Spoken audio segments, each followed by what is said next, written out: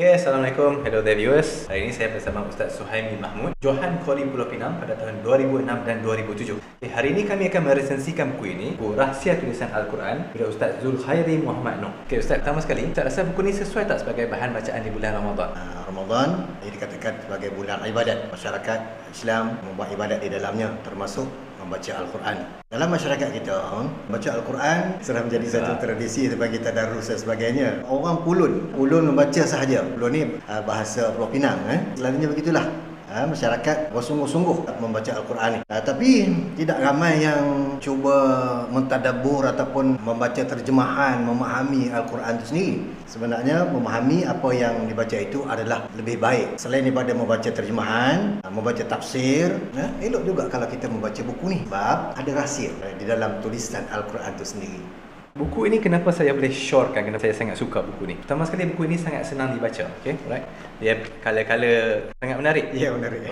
Untuk orang awam yang malas baca buku kitab kuning ke apa ke, ini sangat sesuai, nak kata apa lagi. Dia highlight kata yang mana ni dia rasa bagus semua. Dan cara penyusunan ilmu dia mulakan dengan okey, ni perkataan apa, tu contohnya ayat ni muncul berapa kali dalam Al-Quran, perkataan ni maksudnya apa. Dia, bagi saya sangat baguslah. Dia orang-orang awam, dia sangat sesuai, sangat menarik. Dia tak bosan dibaca. Ustaz paling suka dia dalam bahasa Malaysia. Lebih mudah untuk memahami, lebih mudah untuk memperdalami lah. Yang keduanya, ianya cantik.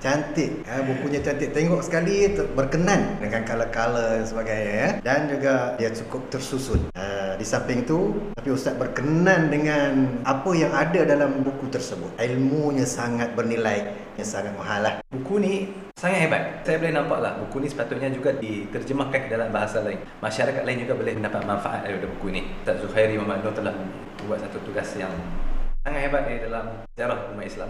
Dalam buku ni ada tak antara contoh kegemaran Ustaz yang Ustaz boleh berkongsi dengan kami? Kalau nak kira, semuanya contoh yang sangat baik. Ustaz ambil contoh daripada bab 33, penjelasan daripada perkataan du'ai ataupun du'a'u.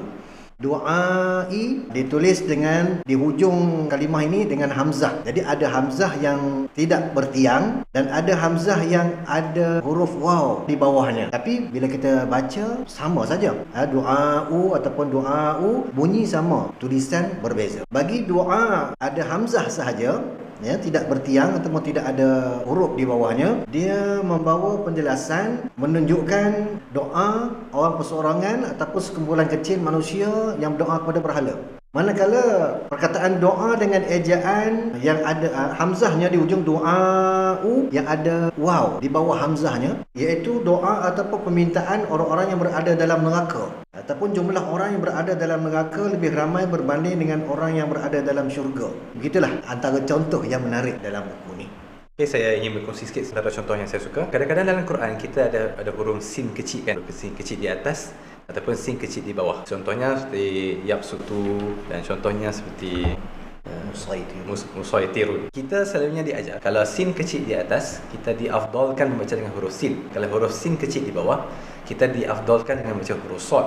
Tapi jarang sekali ada ustaz-ustaz nak menerangkan kepada kita kenapa sedemikian. Ada orang kata kalau dah alang-alang afdal baca dengan sedemikian, kenapa tak eja macam tu terus? Satu benda yang menarik yang saya boleh ketengah di sini, perkataan satara yang muncul sebanyak 16 kali dalam Quran sebenarnya tidak ada dalam kamus bahasa Arab. Jadi kenapa Quran menggunakan perkataan yang tidak dalam kamus dalam bahasa Arab? Untuk mengetahui rahsia itu, saya syorkan pendengar dapatkan buku inilah. Panjang ulasan dia untuk saya bincangkan di sini. Masya-Allah. Okay, contoh kedua yang saya ingin bawa, antara contoh yang tengah hangat di internet sekarang lah. Tengah hangat. Kata-kata yang mutasyabihat lah. Contohnya dikata tangan Allah ataupun kuasa Allah. Buku ini dia cenderung pada mutasyabihat lah. Tangan itu bermaksud kuasa. Tapi itu bukan yang saya nak ketengahkan. Adakah kita tahu perkataan aidin? Perkataan aidin, alif, ya, ya, dal, dieja dengan sangat unik, iaitu terdapat 2 kali huruf ya. Walhal sepatutnya hanya cukup sekali. Perkataan aidin di sini bermaksud kekuatan yang luar biasa, khusus dimiliki Allah. Antara pengajaran yang saya dapat dalam buku ni, saya datang daripada generasi bawah Ustaz Norman Ali Khan, ulama-ulama di internet kan, bila mereka menafsir-nafsirkan perkataan Al-Quran. Dan saya juga belajar bahasa Arab, sekolah dahulu. Bahasa Arab saya lebih daripada orang biasa lah, lebih daripada orang awam. Bila saya dapat buku ni, saya ingat okey, senanglah mendalami ilmu bahasa Arab saya dan sebagainya. Tapi bila saya baca, saya sedar bahasa Arab Al-Quran ni terlampau dalam. Betul. Terlampau dalam. In fact, ada beberapa bab dalam buku ni, dia mengambil pendapat ulama ni, pendapat ulama ni dan memberi sedikit kata, 2 kata dia. Ditamatkan dengan wallahu a'lam. Menunjukkan bahawa sini perbincangan itu tidak habis sampai dalamnya ilmu Al-Quran ni. Bagi orang yang ingat dia pandai lah kan. Saya rasa sangat insaf lah. Akhir sekali Ustaz, pada siapa Ustaz boleh recommend buku ini? Ustaz syorkan kepada siapa sahaja yang ingin mendalami ilmu Al-Quran. Itu saja, pendek saja. Buku ini juga saya rekomenkan kepada orang yang ingin mendalami ilmu Al-Quran. Juga kepada orang awam saya rekomen juga pada bulan Ramadan. Selain kita membaca, boleh juga mentadabbur.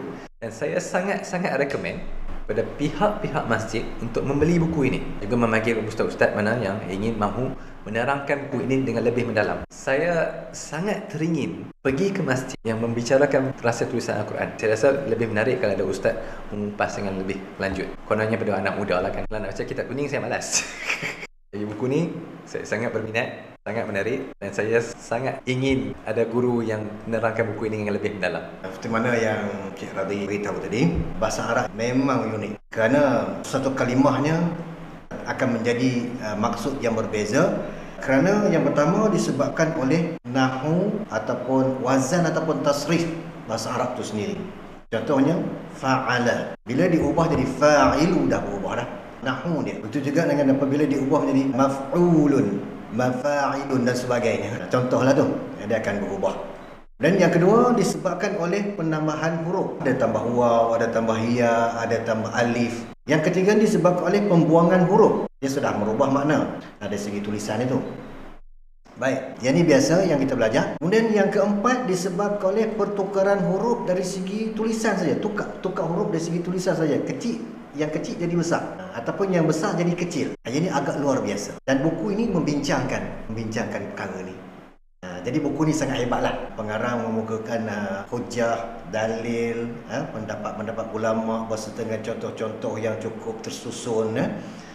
Maknanya dari segi ilmu, dari segi ilmiah sangat berdisiplin. Yang paling Ustaz suka bahagian rumusan dan penjelasan itulah. Ataupun dalam arti kata lain jawapan. Itu saya terpaksa mengakulah sebab kadang-kadang buku dia bincang panjang, ada rumusan belakang tu. Sebagai orang awam kita boleh, that's our takeaway lah. Kita boleh ambil dari situ lah. Okay. Dan satu lagi, rahsia tulisan Al-Quran ini merupakan salah satu ilmu yang perlu ada pada mufassirin, orang yang nak mentafsirkan Al-Quran. Siapa sajalah yang boleh mentafsir Quran, dia kena ada ilmu ni. Kalau tak ada, sorry.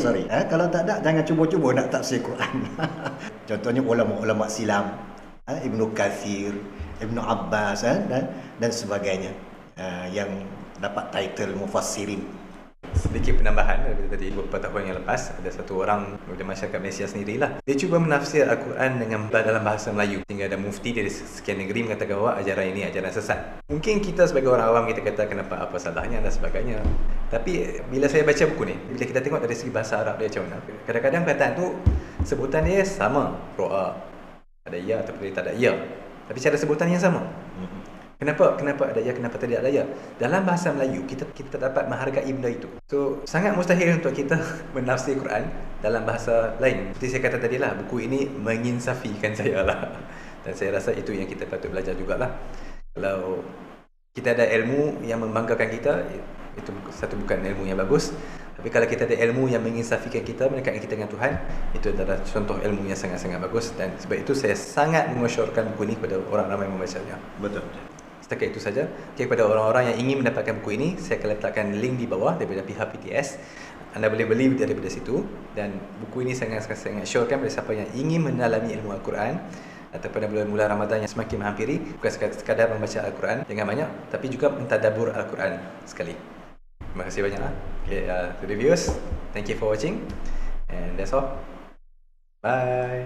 Assalamualaikum.